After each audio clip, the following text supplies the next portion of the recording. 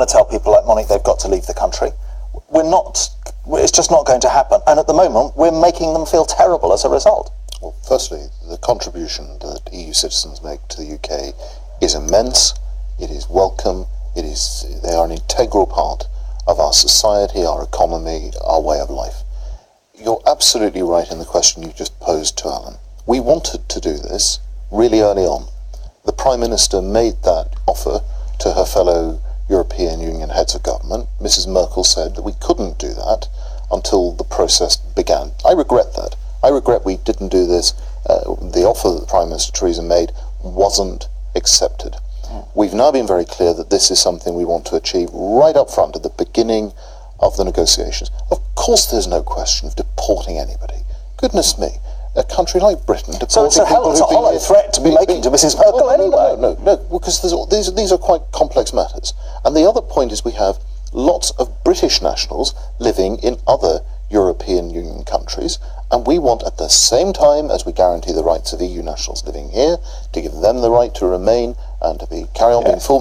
We want guarantees for them too. Well, that's and fair. It would be irresponsible not to seek it. Why is it not then? It's not fair because you haven't listened to British people in Europe.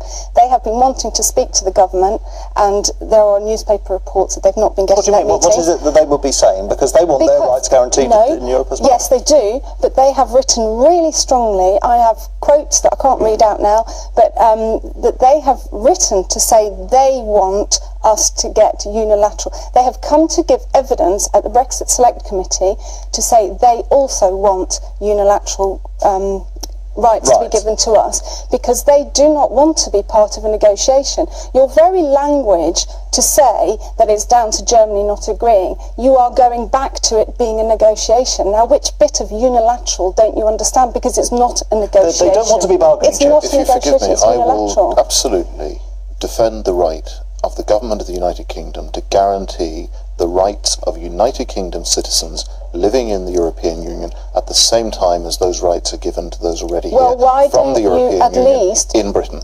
Guarantee the rights that are already in the gift of the UK government. Why don't you say something to them about maintaining their triple lock pensions? Why don't you say something to them about continuing to pay for their health care?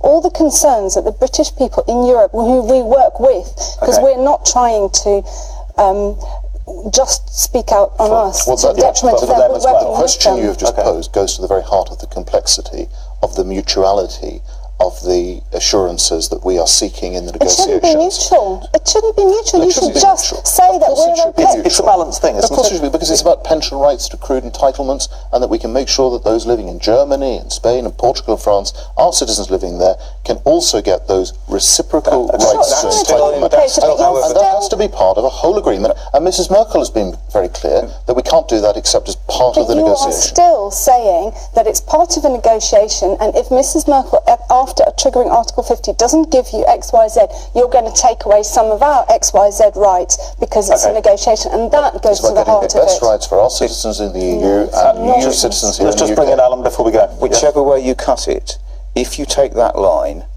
it is a negotiation. Yeah. And there is everything to gain and nothing to lose by treating this unilaterally.